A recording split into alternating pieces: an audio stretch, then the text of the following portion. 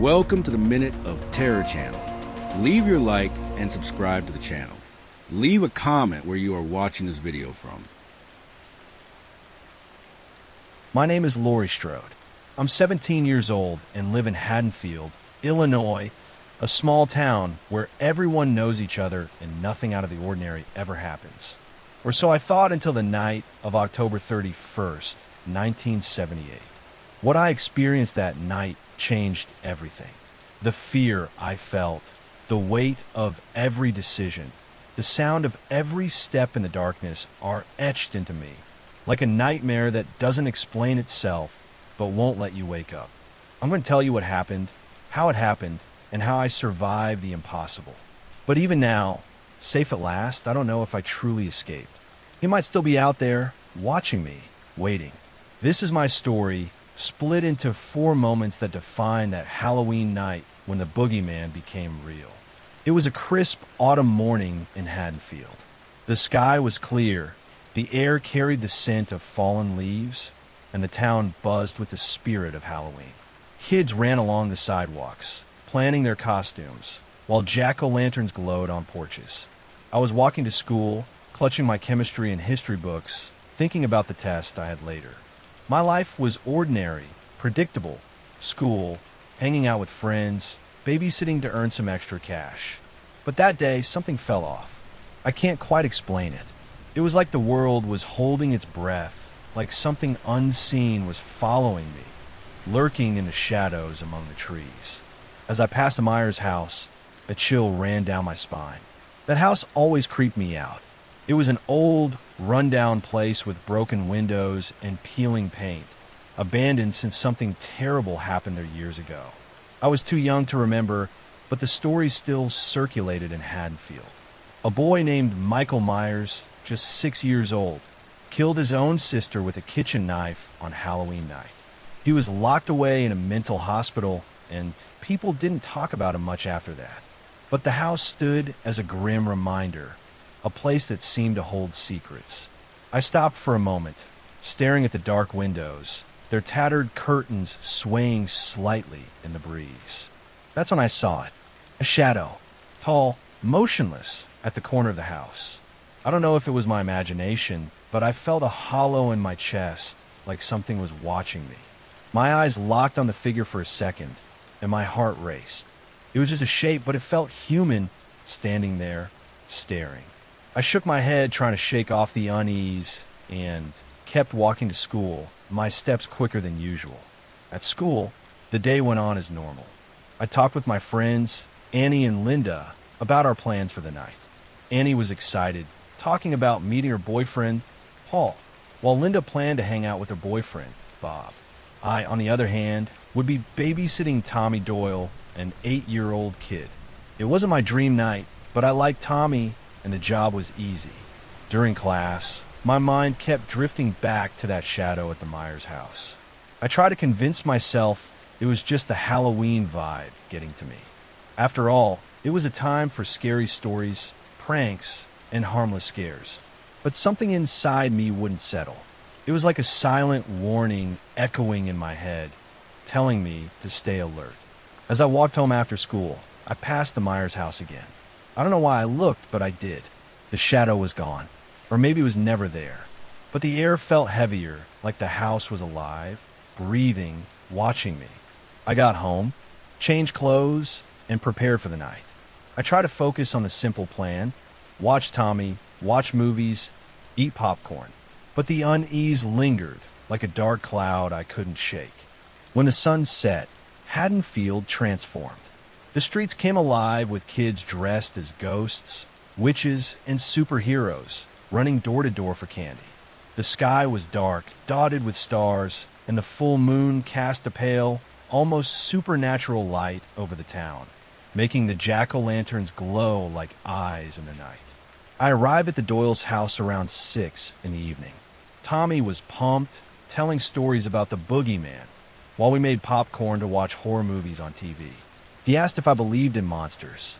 I laughed, said no, but deep down his question unnerved me. There was something in the air that night, a feeling I couldn't explain. It was like the whole town was under a spell, and I was the only one who noticed. While Tommy talked, I glanced out the living room window. The backyard was dark, lit only by the faint glow of a street lamp. The trees swayed in the wind, their shadows dancing on the ground. For a moment, I thought I saw a quick movement like someone had slipped between the trees. My heart raced. I closed the curtains, trying to ignore the chill creeping up my neck. I told myself it was just Halloween, that kids were playing tricks, that my imagination was running wild. But the feeling of being watched wouldn't go away. Around 9, Annie called from the Wallace's house, where she was babysitting Lindsay, a 7-year-old girl. She sounded carefree, laughing over the phone, saying she was meeting Paul and that I should chill out. "You're such a scaredy cat, Laurie," she teased before hanging up. I tried to laugh, but the unease only grew. Tommy, sitting on the couch with a bowl of popcorn, asked why I looked so nervous. I didn't answer. I didn't want to scare him, but my mind was on high alert, like it knew something was wrong. I tried to focus on the movie on TV, but every sound in the house, the creak of the floor, the wind hitting the windows, made me jump. Later, I saw Annie leave the Wallace's house. She got in her car, but something felt off. She stayed inside for a long time, not starting the engine. The car was parked under a street lamp, but the darkness around it seemed to swallow it. I thought about going to check, but Tommy was with me, and I didn't want to leave him alone. My mind raced, imagining 1,000 possibilities. Maybe her car broke down. Maybe she was just waiting for Paul. But something in my gut told me it wasn't that simple. Then the phone rang again. It was Linda, saying she was at the Wallace's with Bob. She sounded excited, talking about their night, laughing like nothing could go wrong. I said I'd check on Annie, but before I could explain, the line went dead. My stomach churned. I tried calling back, but no one answered. The silence on the phone felt too loud, like the world was holding its breath again. I looked at Tommy, who stared at me with wide eyes. He asked what was wrong. I said everything was fine, but my voice shook. I decided to take Tommy with me to the Wallace's house. The street was quiet, except for the distant sound of laughter and the rustle of leaves in the wind. The air was cold, and the full moon lit the path with a pale, ghostly glow that made the trees' shadows seem alive. Every step I took echoed like the night was listening. When I got there, the house looked normal, but the front door was slightly ajar. My heart pounded so hard I could hear in my ears. I held Tommy's hand tightly and stepped inside, calling for Annie, Linda, Bob. No one answered. The silence was heavy, like the house was hiding a secret. Every step echoed on the wooden floor, and the air felt colder inside than out. I climbed the stairs, each step creaking under my feet. The hallway was dark, except for a faint light coming from one of the rooms. My body trembled, but I had to know what was going on. In the master bedroom, I found something that froze me. Linda was on the bed, motionless, her eyes wide open in a look of shock, like she'd seen something awful before she died. My scream caught in my throat, a muffled sound I couldn't let out. Tommy started crying, tugging my hand, begging to leave. I pulled him out of the room, my body shaking, my mind struggling to process what I'd seen. That's when I felt it. A presence. It wasn't just a feeling, it was like the air around me had changed, grown colder, thicker. Something was there, watching us. I ran down the stairs, holding Tommy, but in the hallway, I saw Bob.